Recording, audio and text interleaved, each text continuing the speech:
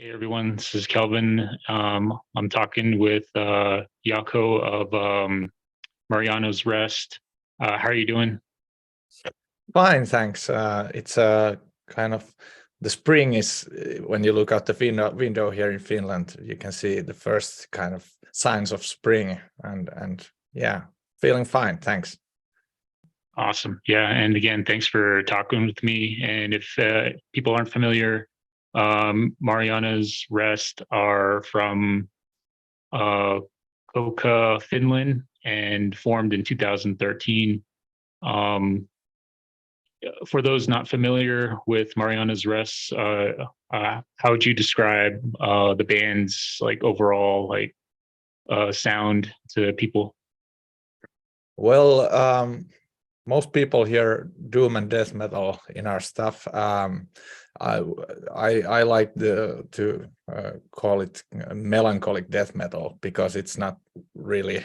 I think when you compare to kind of real doom metal bands out there that originate from Black Sabbath, this is kind of a different thing. But yeah, melodic parts, kind of slow building songs, not too much space, but maybe more layers and depth. Awesome. Yeah, I'm pretty new to the band. You know, I've only checked out the last two records, which were on, I guess, released through Napalm Records, which probably got more promotion compared to the older ones. But yeah, definitely when I hear your music, I definitely hear some like Typo Negative, Swallow the Sun, Amorphous, those kind of bands. Is that would that be an accurate comparison? Yeah, I think you can hear some parts of those bands, all those bands. We have kind of our group is we have very different kind of musical tastes, and everybody brings their own set of spices to the mix. So yeah, of course, it's awesome that to get to kind of compare to such bands, but of course we try to kind of do our own stuff and find our own natural sound. I think we're only now kind of getting there. This is the fourth album, so it takes time to kind of really find your own thing. Yeah. What would you say are some of your own personal influences? I know you mentioned everyone brings something different to the band, but what are your own personal, like, musical influences? Well, if we talk about Marianas Rest, I'd say Sentenced is one of the biggest things. The kind of the cynical way to look at world, but to kind of try to find something beautiful every now and then in the amidst all the melancholy. That's kind of what I think we try to accomplish as a band, and I think that's what Sentenced did back in the day when they were still active. And maybe you can hear it in for example the way Nico, our guitar player, plays, and I think you can definitely hear some of the influences. So yeah, maybe that's the main thing for me that's kind of been influencing the way I try to do the lyrics and the overall mood we try to find. Yeah, that's cool. I mean, yeah, I definitely hear a lot of layers, like you said. I understand you guys have a keyboardist who also plays in another band. Yeah, Auer plays in Omnium Gatherum. They're actually touring the States as we speak. I think they were in Oregon the last time I checked. Awesome.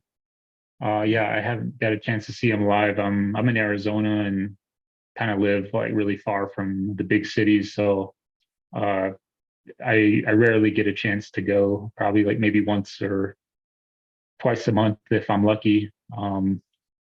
But yeah, your new album's coming out. I think on March 24th, Yeah. and the album is entitled Auer. How do you feel about the album, getting close to being released now? The tension is rising.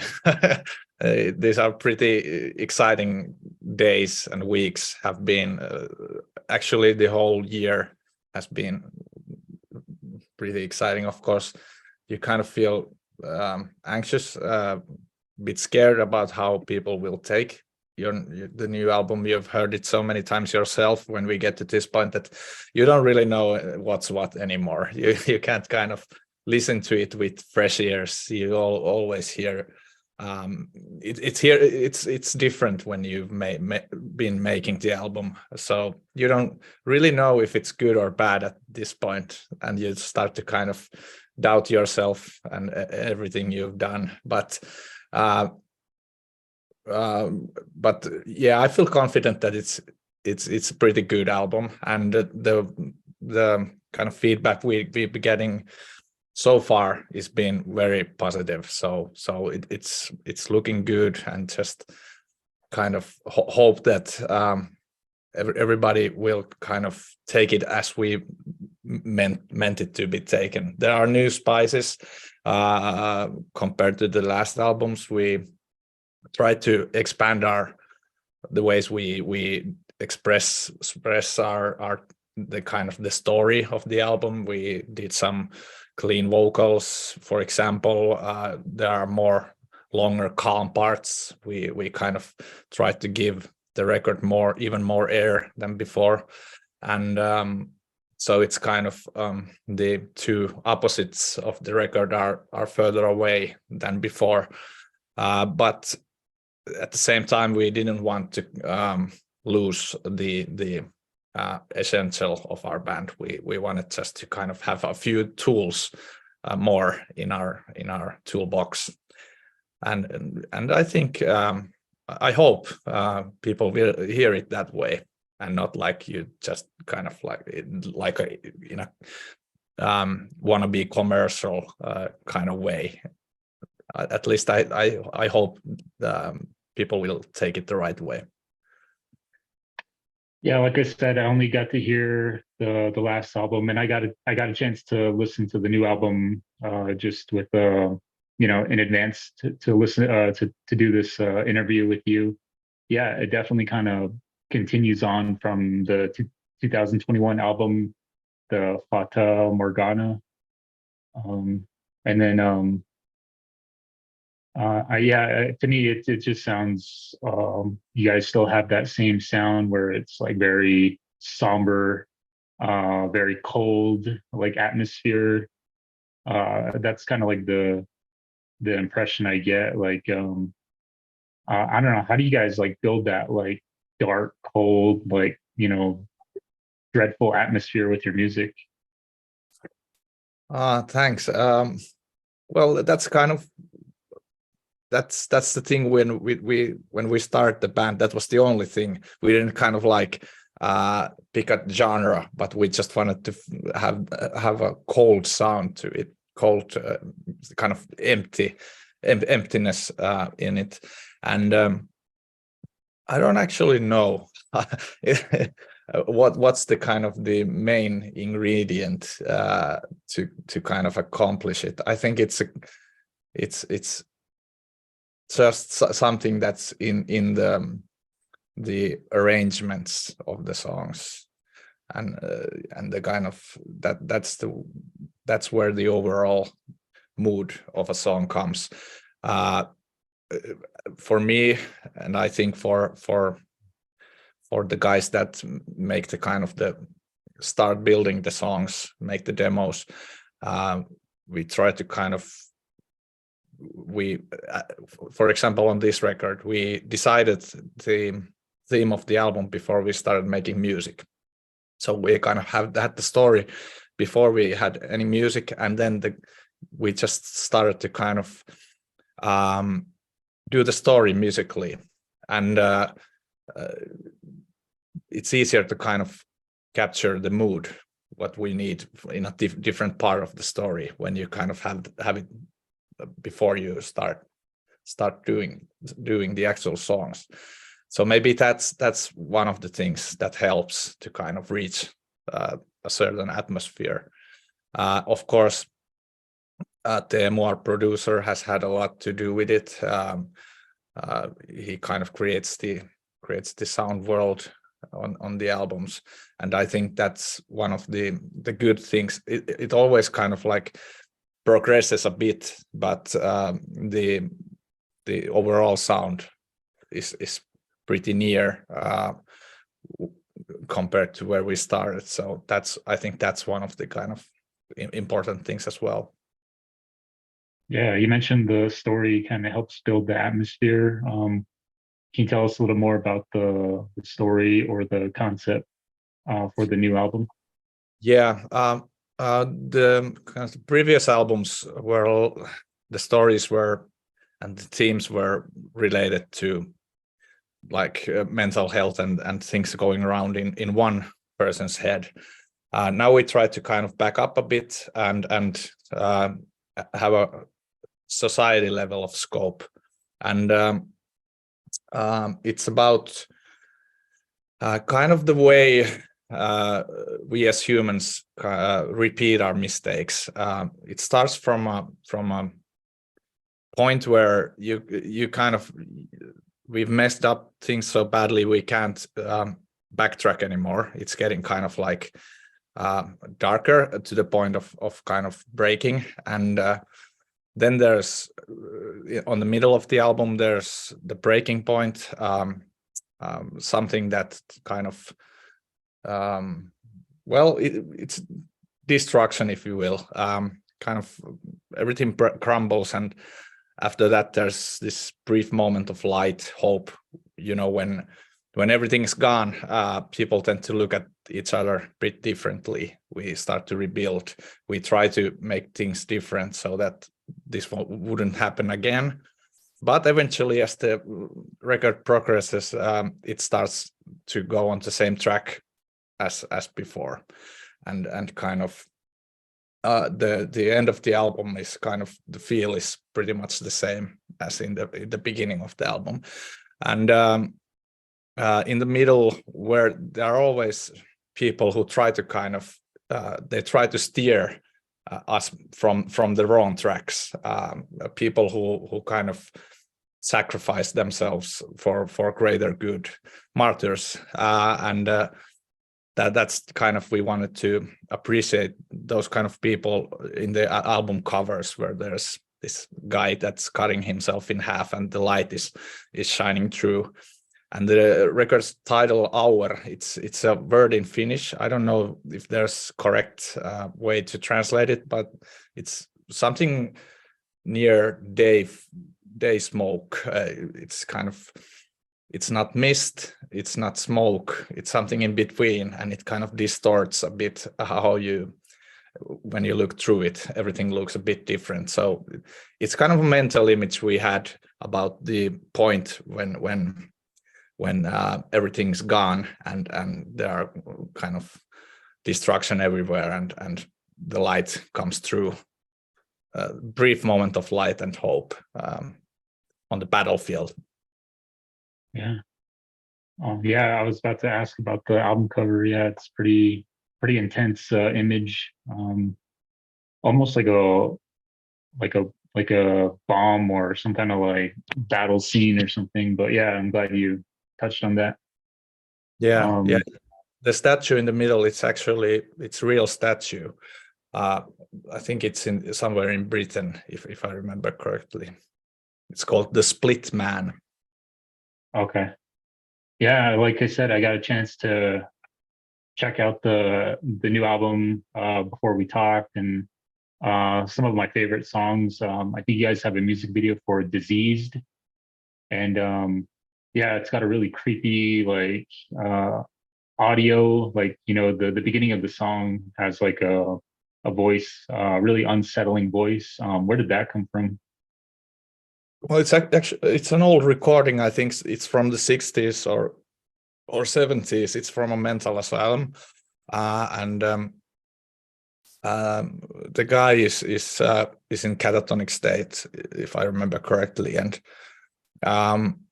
what they're talking about is that he's if I remember the story correctly, the guy who's kind of answering the questions, he's certain that he's in the asylum because of the way he plays piano, and the interviewer is trying to kind of get to reach a reason why he's thinking that, because he's never even played piano. He doesn't know how to play piano. That's just something he built for himself.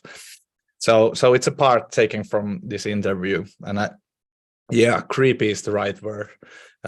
It's just the mood is the main reason. We just wanted to kind of have it on the record, and yeah, of course, it supports the story of the song as well. The kind of the poison that affects our mind and spreads in the community. That's what the song is about. Yeah, I like that one. And then White Cradle, to me, I felt that was the heaviest song on the album. Yeah, just, I don't know, really loud, like crushing sounds. I don't know, almost like a horn, like a battleship or something, like just, crashing. And then I really like Fear Travels Fast. I think that honestly, that's probably the fastest song on the album, which is the most upbeat. I mean, it's still like somber, but still like has a fast beat. And then the last track, Sirens, has a guest vocalist. How did you get the guest on that last track, Sirens? Yeah, Aaron Stainsor from My Dying Bride. Well, actually, we knew we wanted to have somebody on this record to sing the actual lyrics. We've had people featuring our records before. Neil from Insomnium has recited kind of poems, and we had Lindsay Schoolcraft from Cradlefield singing, but we've never had anyone. We've never done lyrics for someone to sing, and now we wanted to do that. And we were kind of tossing some names around. Who could it be? And the label had ideas, and each of the guys had ideas, and lots of good ideas. But Aaron came up when our mutual. We realized that we had a kind of mutual friend.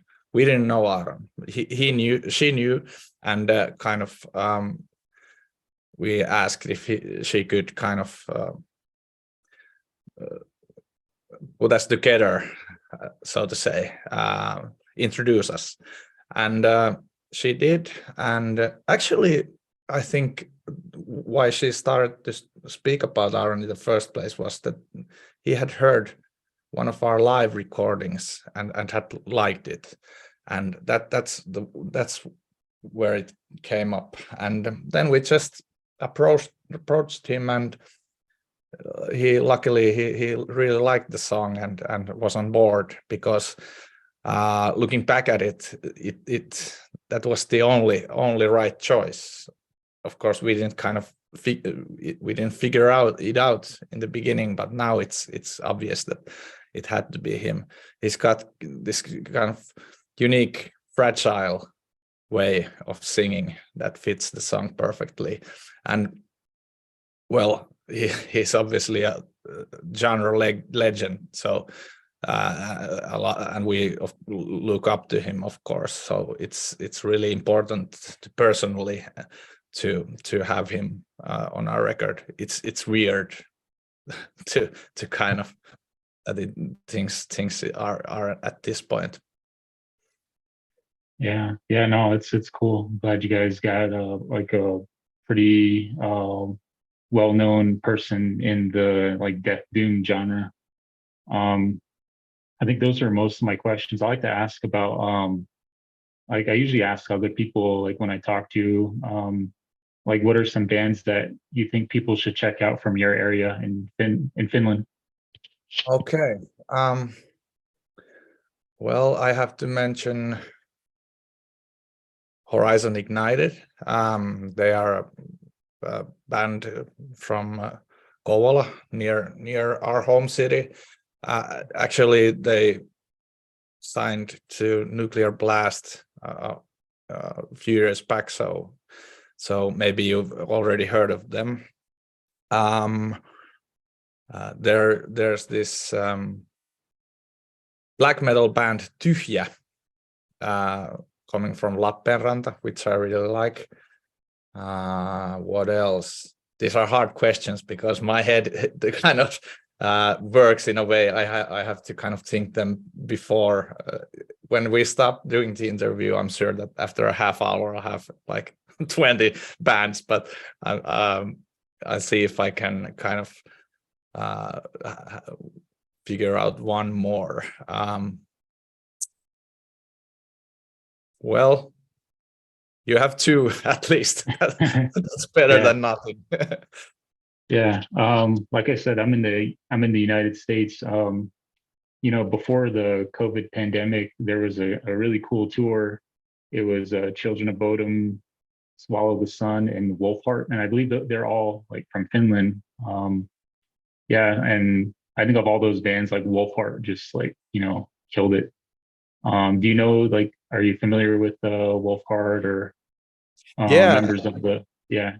Yeah, actually, Tuomas, the singer, the kind of leader of the pack, we have done some stuff with him. He recorded actually the live recording we did that caught Aaron's attention.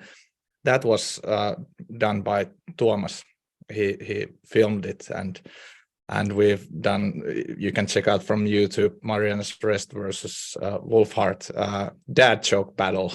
So yeah, we know each other. And one band I forgot to mention, I Am the Night. That's something you should check out. It's a new band from black metal band from the members of Omnium Gatherum. And sorry about that. Someone was trying to get my attention, but no yeah, problem. I Am the Night. I gotta check them out. Yeah. And then I see I can't help but notice you got a Children of Bodom poster. Yeah. Actually, yeah, it's a painting. Yeah. Oh, it's a painting. Damn, that's awesome.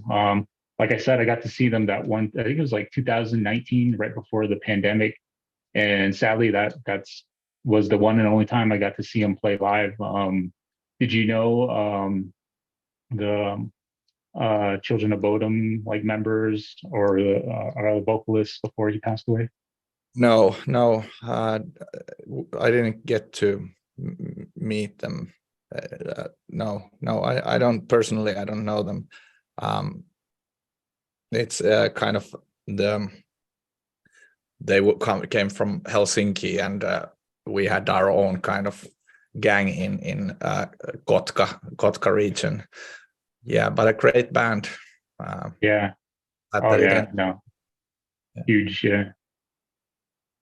Yeah, I know. I found out about them when I was in high school, and this is like 20 years ago, and I think that they played a big part of me getting into like heavy, like fast music, and so yeah, definitely. And then one of my friends back in high school, he was a huge like Children of Bodom fan, and he's the one that introduced me to them. And yeah, like I said, there's huge influential band even where I'm at. I'm in like in the middle of nowhere in Arizona, and they're big around here.